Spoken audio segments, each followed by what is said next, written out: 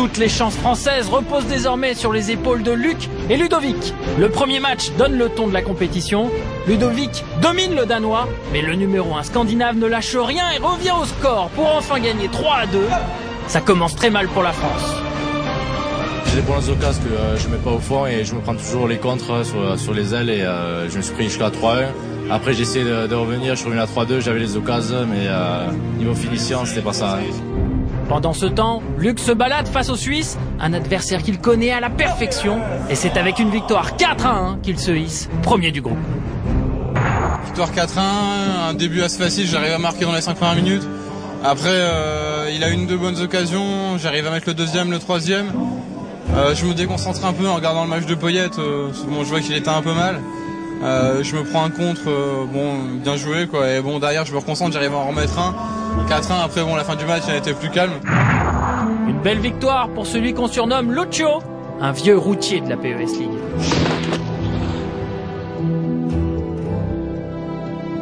Je dois avoir en équipe une cinquantaine de tournois. J'ai tutoyé les meilleurs joueurs, j'ai été du même niveau qu'un Drudy pendant certains temps. J'ai fait un tournoi pour me qualifier pour la finale régionale que j'ai gagné ma finale régionale et j'ai gagné les Stades de France, donc j'ai fait mon 100%. Je l'avais annoncé, je l'ai fait, maintenant Rome c'est du bonus.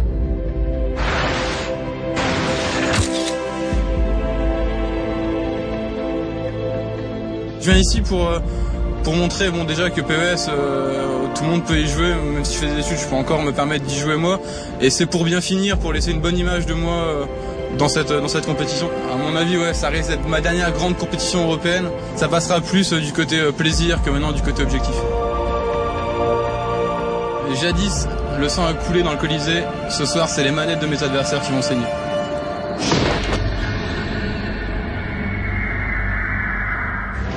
Mais il ne faut pas oublier que nos Bleus sont dans le même groupe. Et c'est au tour de Ludovic d'affronter le champion suisse. Grâce aux précieux conseils de son coéquipier, Ludovic atomise son adversaire 4-0, pendant que Luc gagne 4-2 face aux Danois. Les Français sont dans le coup. Ouais, enfin, sinon c'était soit l'élimination, soit on peut se relancer. Donc on verra bien. Hein.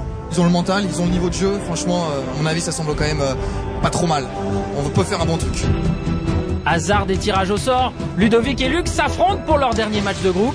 Ce qui aurait pu être une catastrophe devient une bénédiction, puisque mathématiquement nos deux représentants ont moyen de se qualifier. Tout dépend désormais d'un subtil calcul de différence de but, géré par Olivier, le coach de l'équipe de France. Heureusement, le scénario rêvé par la délégation française se réalise. Pendant que le Scandinave peine à marquer des buts contre le Suisse, Ludovic gagne juste 2-1 face à Luc. Nos deux champions tricolores gagnent leur ticket pour les huitièmes de finale. Difficilement acquise, mais les qualifications c'est le principal, on reviendra que ça de toute façon. Maintenant c'est du bonus, est-ce qu'on s'était fit avec Poyet, passer les poules. Maintenant les poules sont passées, on a fait mieux que l'année dernière. Donc on peut partir, j'ai pas envie de perdre, je serais totalement déçu si je perds. Mais il y a déjà un point en moins et quelque part c'est bien pour tout le monde. Ce qui est cool, c'est que comme ils étaient dans le même groupe, logiquement ils devraient se retrouver qu'en finale maintenant, les deux joueurs. Ludovic a mal commencé, mais derrière il en a claqué 4, donc il a retrouvé son football offensif. C'est un mec qui joue au ballon, c'est un mec franchement qui fait plaisir à voir. Quant à lui qui connaît la version, honnêtement je pense vraiment qu'avec ces deux joueurs on a moyen de pouvoir se faire plaisir, de pouvoir avoir des beaux matchs et pourquoi pas de pouvoir vibrer avec eux. Nous on a la chance d'être soutenus à fond par Game On, par tous les sponsors qui sont là. C'est super agréable de se sentir aidé, de se sentir poussé. Maintenant, chaque match, ça va être des matchs au couteau. Il va y avoir des gros matchs, il va y avoir de la pression, il va y avoir des buts. Tout ce que j'espère, c'est que les buts seront pour nous et qu'on aille le plus loin possible. À partir des matchs de barrage, la compétition change. Chaque tour se jouera en un seul match. Aucune erreur n'est permise. Le moindre faux pas peut vous éliminer de la compétition et réduire à néant des milliers d'heures d'entraînement devant PES. Le visage des joueurs a changé, l'ambiance aussi. Les 16 meilleurs joueurs d'Europe vont s'affronter dans un tournoi à mort et un seul d'entre eux deviendra empereur de PES.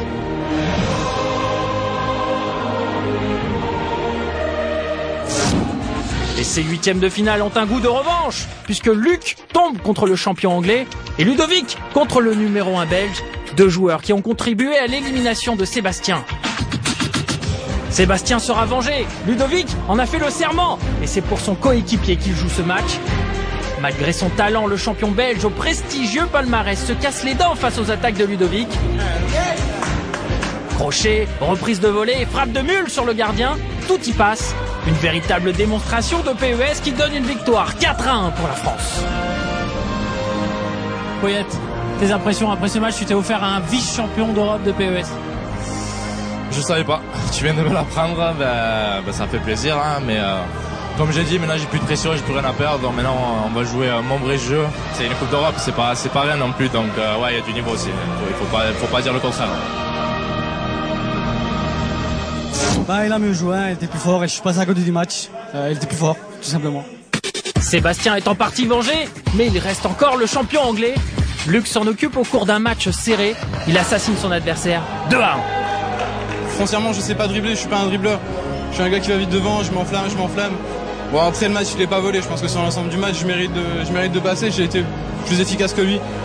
Maintenant, honnêtement, je commence à jouer en enfer et je pense que c'est rien à côté de ce qui m'attend juste après. Là, il me faut d'autant plus plaisir que c'est des joueurs sur qui vraiment on comptait. On avait un trio de Français vraiment avec un gros niveau. 2 en quart de finale, c'est quelque chose quand même de super génial. 2 joueurs bien en place et honnêtement, je pense qu'on a encore de beaux moments à vivre. Luc et Ludovic sont en quart de finale. La France compte 2 représentants parmi les 8 meilleurs joueurs du monde. Italie, Pologne, Écosse et Espagne composent cette année les nations qui excellent à PES. Moi je suis à bloc, hein. C'est la France, c'est un tournoi européen. J'ai envie qu'on sache qu'en Europe, les meilleurs sur PES, c'est les Français, quoi, tout simplement. Ludovic tombe contre l'un des frères Olic, un adversaire très dangereux puisque le Polonais vient de planter 10 buts en 8e de finale. Heureusement, notre champion excelle comme d'habitude dans son domaine.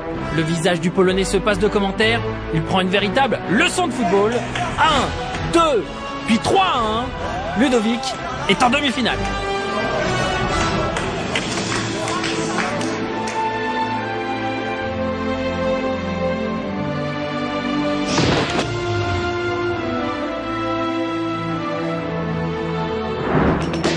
Ludovic, c'est le beau gosse du football virtuel, un joueur qui sait allier la tête, les jambes et habileté à la manette. Je suis en BTS génie optique en seconde année. C'est pour faire opticien, travailler dans les laboratoires ou électronicien. D'abord les études, après on va dire PES. Son palmarès en fait l'un des favoris incontestables de la compétition. 2 champions de France en D2 avec le club, 2 champions de France en D1 avec le club, un champion de France double et un champion de France simple et la Coupe de France que j'ai gagnée une semaine avant avec mon club. Les gars, je suis venu à Rome, c'est pas pour rien j'espère.